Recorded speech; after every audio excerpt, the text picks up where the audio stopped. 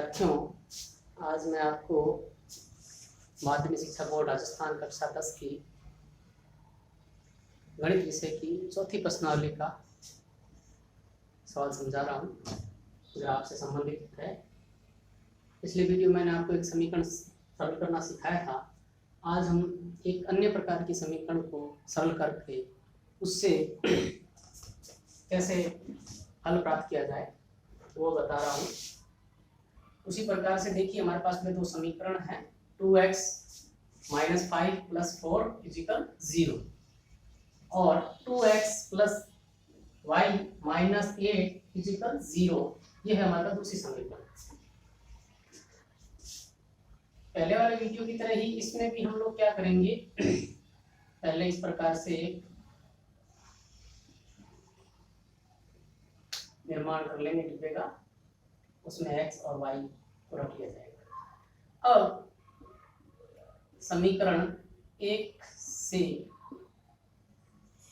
हम समीकरण 1 को लेते हैं, तो 2x - 5y + 4 = 0।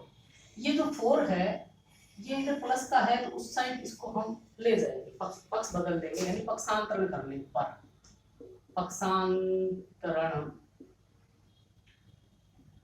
करने पर समीकरण हमारी ये हो जाएगी, 2x - 5y = ये उधर जाएगा तो अपना चिन्ह बदल लेगा और माइनस का चिन्ह हो जाएगा। अब वही कल की भांति ही या पिछले सवाल की भांति ही इनमें हम किसी एक का मान रखेंगे, चाहे जिसका मान रखो, आप अपनी समझ से रख सकते हैं।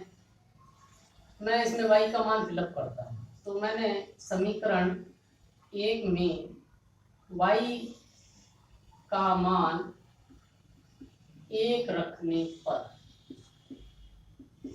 अब मैंने जहां y है वहां पर 1 रखा, तो 2x - 5 फिर वही गुणा का चिन्ह और 1।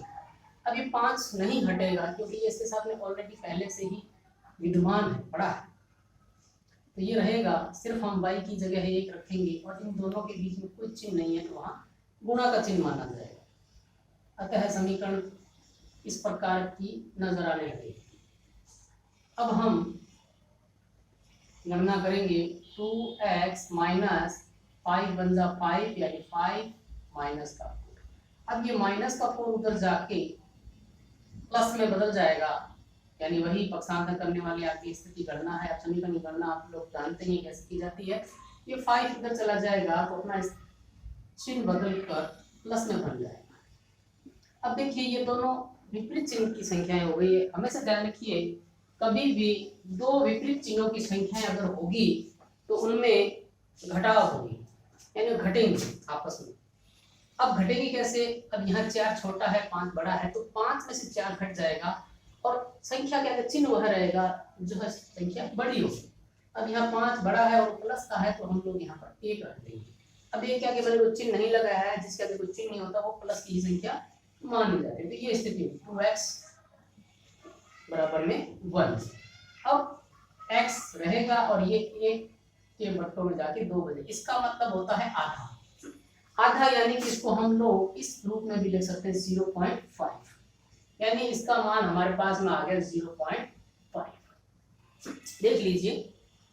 अब हम उसी प्रकार से उसी समीकरण में अगला मान रखेंगे। समीकरण में y का मान 2 रखने पर, अब की बार हम इस बार 2 रख लेते हैं, तो 2x - 5 × 2 = -4। अब 5 × 2 = 10, 2x - 10 = 4। फिर उसी तरीके से 10 उधर चला जाएगा, यानी -4 + 10 2x। अब यहाँ फिर वही दो विपरीत चिन्ह है, संख्याओं का आपस में घटाव होगा। घटाव होने पर हमारे पास 6 प्राप्त होगा, 6 प्लस का रहेगा क्योंकि संख्या बड़ी जो थी 10 जो था वो प्लस का था। अब 2x रहेगा, x यहाँ रहेगा 6/2। इस प्रकार से हमें इसको क्रॉस करने पर 3 प्राप्त। तो x का मान हमारे पास यहाँ पर y का मान 2 रखने पर x का मान हमें 3 प्राप्त। देख लीजिए, इसी भांति इसी प्रकार से हम लोग वह समीकरण को सॉल्व करेंगे जो इसका दूसरा भाग है। अब हम लेंगे आगे समीकरण 2 से। समीकरण 2 को हम लोग अलग से हल कर लेते हैं यहां से।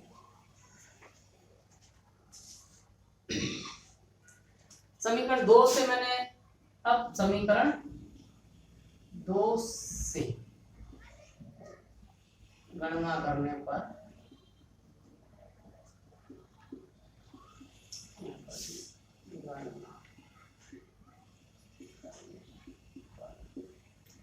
इसमें भी यही स्थिति है। इसका पहले यहाँ पर एक डिब्बा विद्यमान कर लेंगे और x और y रख देंगे। अब हम क्या करेंगे, उसी प्रकार से समीकरण का 2x plus y minus 8 equal 0, ये एक पक्ष बदल उधर चला जाए, यानी पक्षांतरण करने पर